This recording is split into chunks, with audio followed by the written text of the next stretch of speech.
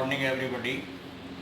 और देखिए, चैनल अभी तक अगर सब्सक्राइब नहीं किया है तो सब्सक्राइब करने का कोई शुल्क नहीं है, और आपसे भाई यही गुरुदक्षिणा मांगते हैं कि चैनल को सब्सक्राइब करें ताकि हमारा भी उत्साहवर्धन होता रहे। कल आपको बताया था वीडियो में उपसर्ग और संस्कृत के उपसर्ग पर चर्चा हुई थी, और मैंने कहा था कि अगली वीडियो में बाकी को लेकर के आएंगे जो शेष बचा है। तो आज उपसर्ग का सेकंड पार्ट शुरू करते हैं और हिंदी के उपसर्ग से शुरू करेंगे। हिंदी के उपसर्ग, तो देखिए हिंदी में 13 उपसर्ग होते हैं। उनकी सूची ये है: ए, अन या अनु, अध, उन, औ, उ, से, का, सो, नि, बिन, भर, दु। ये पूरे 13 हो जाते हैं। और इनका फिर भावार्थ क्या होगा और उदाहरण के माध्यम से मैं आपको बताने का प्रयास करता हूँ। सबको इसलिए ले रहा हूँ कि आपको फिर ये जिज्ञासा रहती है कि पूरे नहीं बताए, तो मैं पूरे ही बता रहा हूँ। देखिए, इसका भावार्थ है अभाव या निषेध। जैसे अ प्लस ज्ञान अज्ञान, और अ प्लस ज्ञेय अज्ञेय। तो देखिए, ज्ञान विद्या का जानना होता है, और अ लगा दें तो अज्ञान यानी न जानने वाला हो जाता है। दूसरा है अन या अनु। इसका भावार्थ है अभाव, निषेध, और इससे जो शब्द बने हैं अन जमा मोल अनमोल, और अनु जमा रूप अनुरूप। मैंने दोनों से एक एक बना दिया है। तीसरा है अध। ये आधे के अर्थ में प्रयोग किया जाता है। जैसे अध जमा खिला अध खिला, अध जमा पका अध पका। ठीक है ना? जैसे आम, भाई अध पका आम है, ऐसा आप बोलते भी हैं। या फूल खिला नहीं है कि अभी तो अध खिला है। उनका मतलब होता है एक कम। आप प्रयोग करते हैं उन जमा 30 29, उन जमा 60 59। इनमें एक कम का अर्थ होता है। 60 से एक कम तो 59 हो गया, 30 से एक कम तो 29 हो गया। पांचवा है अव। अव का भावार्थ है हीन, निषेध। हीन या निषेध। औ जमा गुण अवगुण। अब देखिए, हीन या निषेध अवगुण जो होते हैं अवगुणों के लिए आता है। 6 कु, बुरा।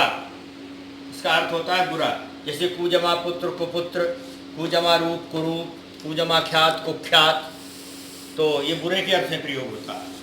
7वां में है स, सहित या अच्छा। स जमा हित सहित, स जमा पूत सपूत यानी अच्छा पूत, सहित हित सहित। 8वां में का, बुरा नीच। ये इसका भावार्थ है। शब्द हुआ का जमा पूत कपूत। ठीक है। 9वें सु यानी श्रेष्ठ या अच्छा। जैसे सु जमा लब सुलभ, और सु जमा गति सुगति यानी अच्छी गति। चलिए और अगले उदाहरण लेते हैं। अब देखिए नंबर 10, नि, निषेध या अभाव। शब्द बनेंगे निडर, नी जमा डर निडर, नी जमा हत्था निहत्था। फिर है दो, बुरा या हीन के अर्थ में प्रयोग किया जाता है। दो के अर्थ में भी प्रयोग हो सकता है। दू जमा काल दुकाल, और दू जमा बला दुबला। दुबला यानी कमजोर के लिए आता है। 5वां है, ये 12वां है बिन। बिन का भावार्थ है निषेध, अभाव रहित। और इसमें आप ये भी देख सकते हैं कि देखिए, इसका नाम यहाँ निषेध है, यहाँ भी निषेध है। ऐसे पर्यायवाची का भी आप ध्यान रख सकते हैं, विलोम शब्दों का भी ध्यान रख सकते हैं। तो निषेध, अभाव रहित। जैसे बिन जमा देखा बिन देखा, बिन जमा बोया बिन बोया। जैसे कोई खरपतवार बिन बोया जमी आता तो कहते हैं ना बिन बोया जमी आया। 13, ये अंतिम है हिंदी का, भर, पूरा ठीक, पूरा या ठीक। जैसे भर जमा पेट भरपेट, भर जमा दिन भर दिन, और भर जमा पूर भरपूर। तो इसमें क्या है, अव्ययी भाव अव्ययी भाव समास भी होता है जब अव्यय आता है। तो अब देखिए उर्दू के उपसर्ग देखिए आप। उर्दू भाषा में 19 उपसर्ग होते हैं।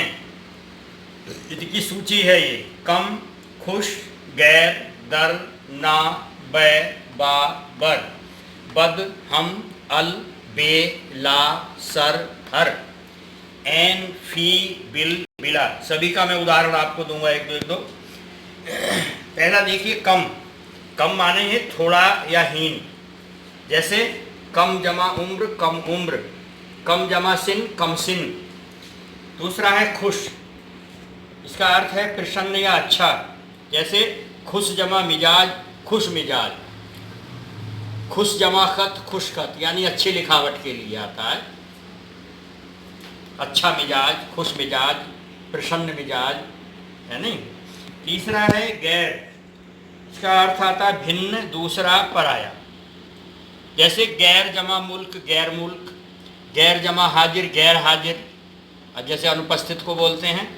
और गैर जमा सरकारी, गैर सरकारी, यानी जो सरकारी नहीं है वो गैर सरकारी, उसके लिए आता है गैर जमा सरकारी, यानी भिन्न, दूसरा या पराया। चलिए अब आगे और लेते हैं।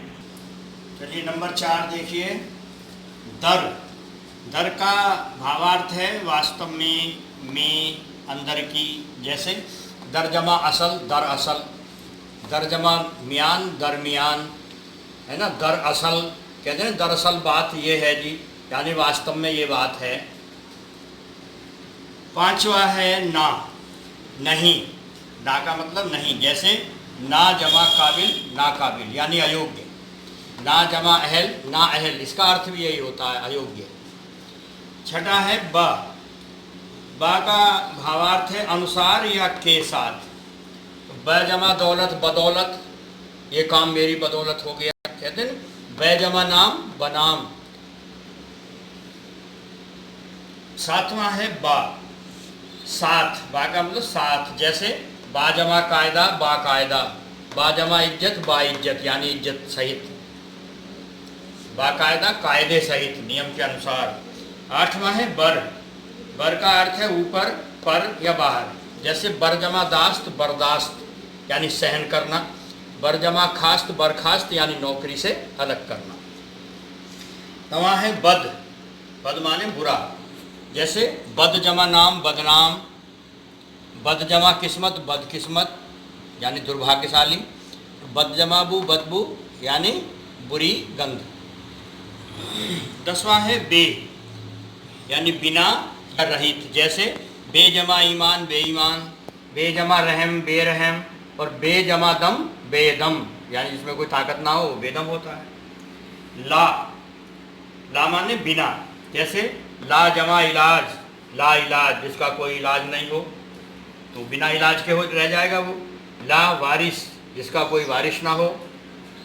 12 सर माने मुख्य, जैसे सर जमा कार, सरकार। और सर जमा ताज, सरताज, तो मुख्य के अर्थ में आता है। 13 हर, हर एक, प्रत्येक, जैसे हर जमा वक्त, हर वक्त, यानी प्रत्येक वक्त। हर जमा दिल, हर दिल, यानी प्रत्येक दिल।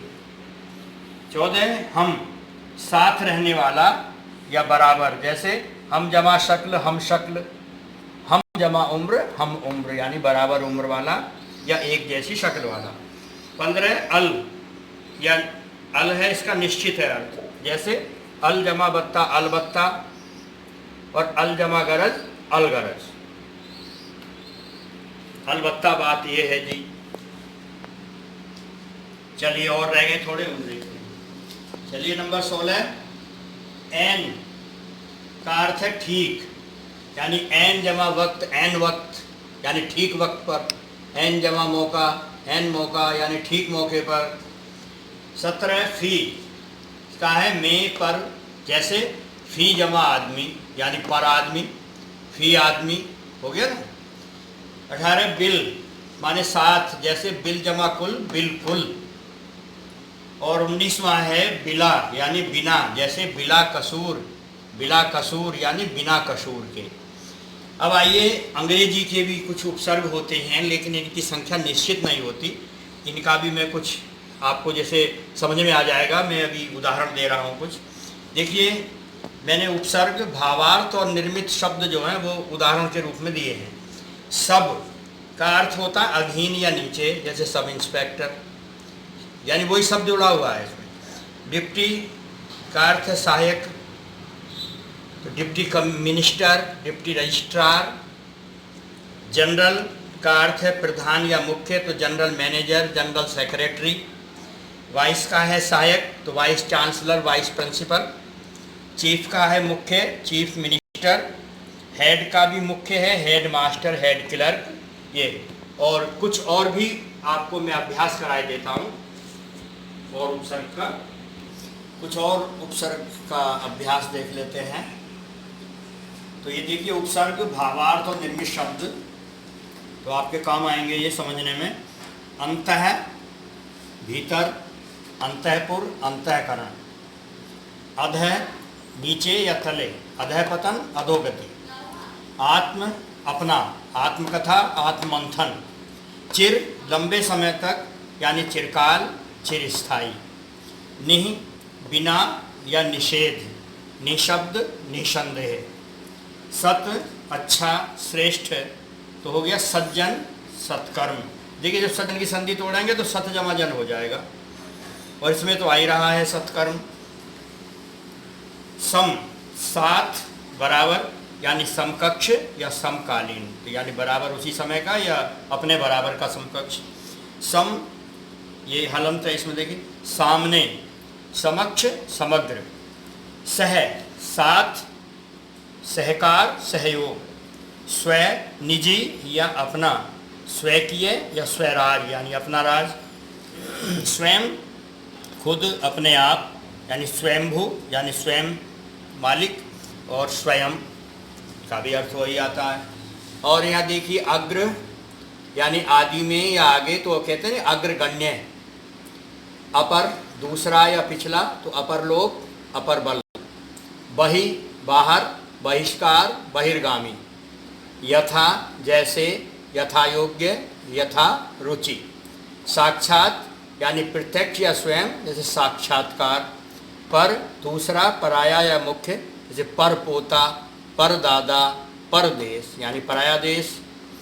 तो ये उपसर्ग पूरा हुआ, और आप का आज इतना ही बस। धन्यवाद।